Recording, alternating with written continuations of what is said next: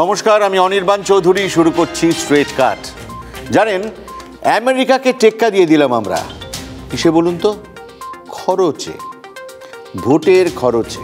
এই ধরুন, বিরিয়ানির প্যাকেট 10 কোটি, 35 কোটি নামি ব্র্যান্ডের জলের বোতল, 1000 কোটি টাকার ফুল, সফট ড্রিঙ্কস আর এই হার্ড ড্রিঙ্কস মিলিয়ে আরও কয়েক হাজার কোটি টাকা। সঙ্গে মাইক, গান বাজনা, ডিজে, বাস, গাড়ি, হেলিকপ্টার, লিস্টটা খুব লম্বা। সব মিলিয়ে এইবার লোকসভা ভোটে উঠল প্রায় 1,35,000 কোটি টাকা। জানেন, 2020 সালে মার্কিন প্রেসিডেন্ট নির্বাচনে খরচা হয়েছিল 1,20,000 কোটি টাকা। সেটাকেও পেরিয়ে গেলাম আমরা। ফলে ভারতের নির্বাচনই এখন দুনিয়ার সবচেয়ে দামি নির্বাচন। গড়ে একজনের ভোটের পেছনে খরচা প্রায় 1400 টাকা।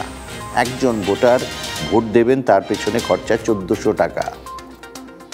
সেন্টার ফর মিডিয়া স্টাডিজ এই রিপোর্ট দিয়েছে।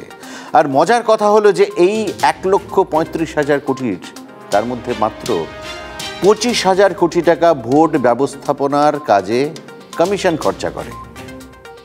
ভোটের পরিকাঠামো, ভোটকর্মীদের যাতায়াত, ভাতা, নিরাপত্তা, এসব কাজে যে খরচা করতে হয় কমিশনকে, সেটাই।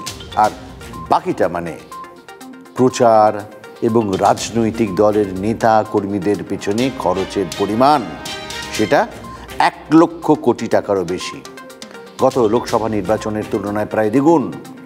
আমাদের দেশে এখন কেন্দ্রীয় সরকারের স্বাস্থ্য বাজেট প্রায় 1,00,000 কোটি টাকা, কৃষিতে বাজেট বরাদ্দ প্রায় 1,30,000 কোটি টাকা, নারী ও শিশু কল্যাণে 26,000 কোটি টাকা। এই সবকেই ছাপিয়ে যাচ্ছে ভোটের খরচা। আপনারা জানেন যে নির্বাচনে প্রার্থীদের খরচের একটা ঊর্ধ্বসীমা আছে। লোকসভা নির্বাচনে সেটা হচ্ছে 95 লক্ষ কোটি টাকা। তবে বড় রাজনৈতিক দলগুলো যে প্রার্থীদের পেছনে ঘুরপথের চেয়ে অনেক ঢের বেশি টাকা খরচা করে, সেটা বোঝার জন্য কোনো রকেট সায়েন্স জানার দরকার পড়ে না। আর রাজনৈতিক দলের খরচের তো কোনো ঊর্ধ্বসীমাই নেই। তো এবার প্রশ্ন হলো, এত টাকা আসছে কোত্থেকে? প্রথমে যেটা বলার, যে এবারের ভোটে প্রায় 32% প্রার্থী কোটিপতি। 5 বছর আগে যেটা ছিল 16%। এই ধনী প্রার্থীরা বহু ক্ষেত্রে নিজেদের প্রচারের খরচা নিজেরাই করছেন, উজাড় করে খরচা করছেন এবং পার্টির উপর নির্ভর করছেন না। বাকিটা কর্পোরেট থেকে আসা চাঁদা। রাজনৈতিক দলগুলোর এই কৌটো নাড়িয়ে টাকা তোলার অভ্যাস কিন্তু ক্রমশ কমে যাচ্ছে। একটা তথ্য শুনলে চমকে যাবে। ইলেকটোরাল বন্ডে রাজনৈতিক দলগুলো মোট 1,20,000 কোটি টাকা চাঁদা পেয়েছে। এর একটা বড় অংশ দল চালাতে, অফিস চালাতে খরচা হওয়ার কথা। তারপর ভোটের খরচের কথা আসে, এরপরে আসে। ফলে এটা স্পষ্ট যে বন্ডের বাইরেও পলিটিক্যাল পার্টিগুলোর কাছে টাকার একটা ফ্লো আছে, স্টেডি ফ্লো আছে। না হলে ভোটে 1,35,000 কোটি টাকা খরচা কিন্তু হতো না। এই টাকা আসছে মূলত নানা কর্পোরেট সংস্থার কাছ থেকে। তবে এসবের একটা ভালো দিকও আছে। এবার ভোটের মরশুমে বহু মানুষ রুজি রোজগারের ব্যবস্থা তাদের করা গেছে। একটা প্রথম সারির হিউম্যান স্টাফিং সংস্থার দাবি, তাদের সমীক্ষা বলছে যে ভোটের মরশুমে 1,25,00,000 মানুষের কর্মসংস্থান হয়েছে। কম বেশি 25,000 ছোট বড় সংস্থা কাজের বরাত পেয়েছে। এবারে দিল্লিতে একটু তো যেতেই হচ্ছে এবং দিল্লির লেটেস্ট আপডেটগুলো আপনাদের দিয়ে দিই। খবর যা পাচ্ছি তাতে নীতিশ কুমার, চন্দ্রবাবু নাইডু, চিরাগ পাসওয়ান, একনাথ শিন্ডে, এমনকি কুমারস্বামীও যে বায়নাক্কা জুড়ে দিয়েছেন, তাতে মনে হয় বিজেপির ওপর মহলকে এখন চুল ছিঁড়তে হচ্ছে। এই প্রথমবার স্পিকার সহ অন্তত 8টি গুরুত্বপূর্ণ মন্ত্রকের দাবি করেছে টিডিপি, যেখানে আছে সড়ক পরিবহন, কৃষি, শিক্ষা, স্বাস্থ্য, তথ্য প্রযুক্তি, গ্রাম ও নগরোন্নয়ন। ছেলে নাড়া লোকেশকে গুরুত্বপূর্ণ কেন্দ্রীয় মন্ত্রী করার শর্ত দিয়েছেন চন্দ্রবাবু। আর আছে অন্ধ্রপ্রদেশের জন্য স্পেশাল প্যাকেজ। অমরাবতী, সেখানে রাজধানী তৈরির জন্য বাড়তি বরাদ্দের দাবি। নীতিশ কুমার, বিহারের নীতিশ কুমার, তার উইশ লিস্টও কিন্তু ছোট নয়। সেখানে আছে রেল মন্ত্রকের দাবি, বিহারের জন্য স্পেশাল প্যাকেজ, বিহারে জোটের মুখ হিসেবে তাকেই তুলে ধরার দাবি। 7 জন সাংসদ নিয়ে একনাথ শিন্ডে 3 জন ক্যাবিনেট মন্ত্রী এবং 2টি রাষ্ট্রমন্ত্রীর পদ চাইছেন এখন। আর প্রয়াত রামবিলাস পাসওয়ানের হাতে থাকা খাদ্য গণবন্টন মন্ত্রক চেয়েছেন তার ছেলে চিরাগ পাসওয়ান। কৃষি মন্ত্রকে নজর কর্ণাটকের এইচ.ডি. কুমারস্বামীর। ফলে যা শুনতে পাচ্ছি, শরিকি দায়বদ্ধতার কারণেই বাংলা থেকে এবার কিন্তু 2 জনের বেশি মন্ত্রী হওয়ার সম্ভাবনা কম। আর মন্ত্রক বন্টন নিয়ে শরিকি দাবি মেটাতে বিজেপি শীর্ষ নেতৃত্বের তৎপরতা কিন্তু শুরু হয়ে গিয়েছে।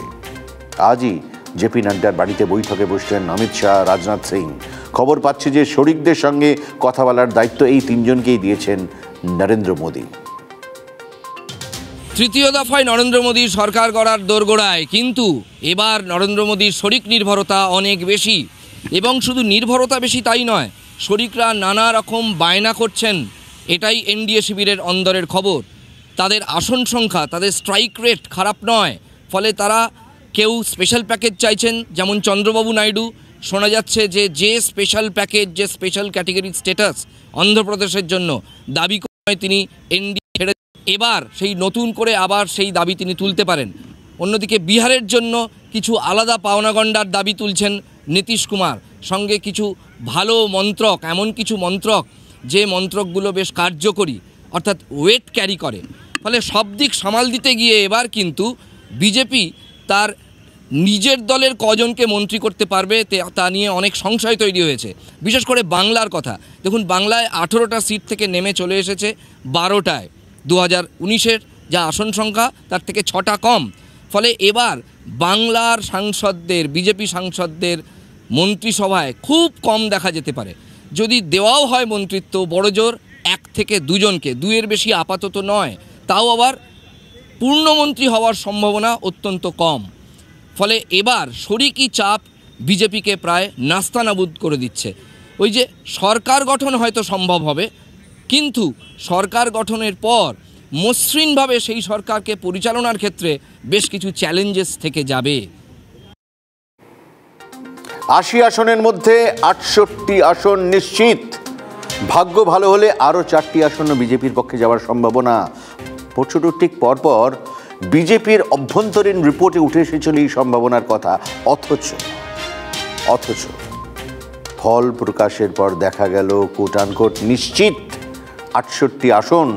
সেই 68 নিশ্চিত আসনের মধ্যে মাত্র 28টি লোকসভা আসন জিতেছে বিজেপি। সব অর্থেই মহা বিপর্যয়। এতেই বিজেপির একার জোরে সরকার গঠনের আশা চুরমার। আমি গত 2 দিন ধরে উত্তরপ্রদেশে বিজেপির বিপর্যয় নিয়ে খুঁটিনাটি আপনাদের সামনে তুলে ধরছি। ঠিক কোন কারণে এই অভাবনীয় বিপর্যয়? 1-2 নয়, কিন্তু কম করে গোটা 30 কারণ উঠে আসছে। সেই লিস্ট আপনাদের দিতে পারবো আমি। তাই বিজেপির নেতৃত্বর আজকে কাজটা কিন্তু বেশ কঠিন। আসলে বেশ কয়েকটা হিসেব একেবারে মিলছে না। কি তারা? 1, 2022 সালে যে মহিলা ভোট বিজেপির পক্ষে গিয়েছিল তারা এবার সরে গেল কেন? 2, যোগী আদিত্যনাথের শক্ত ঘাঁটি 12টি লোকসভা কেন্দ্রের মধ্যে কেন 7টি আসন হারাতে হলো? 12টার মধ্যে 7টি চলে গেল। 3, আমেথিতে প্রচুর উন্নয়ন করেও গান্ধী পরিবার ঘনিষ্ঠর কাছে কেন হারতে হলো স্মৃতি ইরানিকে? 4, রাম মন্দির তৈরি হবার পরও সেখানকার ফৈজাবাদ কেন্দ্রে এমন কি হলো যার জেরে বিজেপিকে সেই কেন্দ্রে হারতে হলো? 5, উত্তরপ্রদেশের মানুষের মধ্যে ক্ষোভের এমন চোরাস্রোত আগে টের পাওয়া গেল না কেন? আর সবথেকে ইম্পর্টেন্ট প্রশ্ন, আরেকটা প্রশ্ন ওঠা স্বাভাবিক এবং উঠছেও, মধ্যপ্রদেশের ক্লিন সুইপ আর উত্তরপ্রদেশের বিপর্যয়, এই ধাঁধা মেলানো কিভাবে সম্ভব?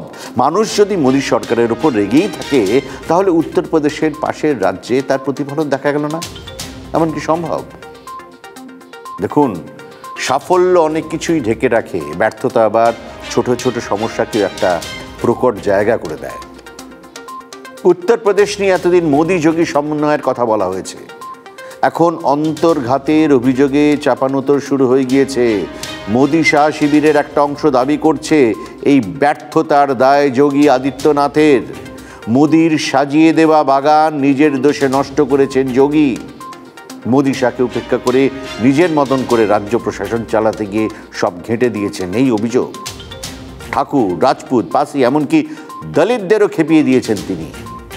মূলত এই চার সম্প্রদায়ের বড় অংশের ভোট হারিয়েছে বিজেপি, সেরকমই মনে করা হচ্ছে। যোগী শিবিরের আবার দাবি প্রার্থী নির্বাচন থেকে প্রচারের ভার দিল্লির হাতে ছিল, মোদি শাহের হাতে ছিল। আদিত্যনাথের কোনো পরামর্শ, কোনো কথাই শোনা হয়নি। সাবস্তি থেকে সাকেত মিশ্রকে প্রার্থী করার সায় ছিল না যোগীর। প্রধানমন্ত্রীর ঘনিষ্ঠ আমলা নৃপেন্দ্র মিশ্রর ছেলে সাকেত 1.5 লাখ ভোটে হেরেছেন। বিজেপি নেতৃত্ব এখন বুঝতে পারছে যে সাকেত প্রচারেও পরিশ্রম করেননি, দলের কর্মীরাও তার পাশে ছিলেন না। এমন ঘটনা আরও 10 থেকে 12টি কেন্দ্রেও হয়েছে। জাতীয় রাজনীতিতে এখন জল্পনা এই ব্যর্থতার দায়ে হয়তো মুখ্যমন্ত্রিত্ব থেকে সরানো হতে পারে যোগী আদিত্যনাথকে। তবে আমার মতে এই জল্পনা একেবারেই অনর্থক। যোগী আদিত্যনাথকে ছাড়া 2026 সালে উত্তরপ্রদেশে ভোটে যাওয়াটা বিশাল ঝুঁকির। মোদি শাহ সেটা জানেন না, এটা হতে পারে। যাবতীয় ফোকাস ছিল শুধুমাত্র রাম মন্দিরের ওপরেই, ভরসা ছিল, আত্মবিশ্বাস ছিল, শুধুমাত্র রাম মন্দিরের সেন্টিমেন্টই সারা দেশের বৈতরণী পার করে দেবে। কিন্তু উত্তরপ্রদেশের ঘাটেই আটকে গেল বিজেপি। আর অভ্যন্তরীণ কাটাছেঁড়া থেকে যে তথ্য উঠে আসছে তা যথেষ্ট গুরুত্বপূর্ণ। উত্তরপ্রদেশের মাটিতে রাম মন্দির নিয়ে আত্মবিশ্বাসের জেরে মানুষের রুটি রুজি, কর্মসংস্থান, জীবিকা এই ইস্যুগুলোর ওপর নজরই দেয়নি বিজেপি। এমনকি উত্তরপ্রদেশের যে চীনা সমীকরণ অর্থাৎ জাতপাতের যে অঙ্ক, সেই চিরাচরিত অঙ্ককেও প্রার্থী বাছাইয়ের ক্ষেত্রে জোর দেওয়া হয়নি বলে অভ্যন্তর থেকে এই মুহূর্তে নানা অভিযোগ উঠে আসছে। দলিত ভোট, সেক্ষেত্রেও কোনো রকম আলাদা ফোকাস করা হয়নি। সর্বোপরি যোগী এবং অমিত শাহ তাদের দুজনের মধ্যে শীতল লড়াই চলছে। সেই ঠান্ডা লড়াইয়ের জেরে খেসারত দিতে হলো 2024-এর লোকসভা নির্বাচনে বিজেপির ভাগ্যকে, এমন অভিযোগ উঠে আসছে বিভিন্ন তরফ থেকে। বিজেপির অভ্যন্তরীণ কাঁটাছেঁড়া একেবারে পোস্টমর্টেম হয়তো সঠিক সময় হবে, কিন্তু এই সময় যেভাবে বিজেপির গ্রাউন্ড জিরোতে কর্মী সমর্থকদের মধ্যে ক্ষোভ ক্রমশ প্রকাশ্যে আসছে, তাতে আগামী দিনে দলের জন্য মোটেও ইতিবাচক ইঙ্গিত নয় বলেই ব্যাখ্যা করছে রাজনৈতিক মহল। নজর থাকছে আমাদেরও। নয়াদিল্লি থেকে ক্যামেরায় সিপিএস নাথের সঙ্গে জ্যোতির্ময় কর্মকার, TV9 বাংলা। স্ট্রেট কাট আজ এ পর্যন্তই। আবার দেখা হবে সোম থেকে শনি প্রতিদিন রাত 10টায়। দেখতে থাকুন TV9 বাংলা, প্রথম থেকেই প্রথমে। Good bye.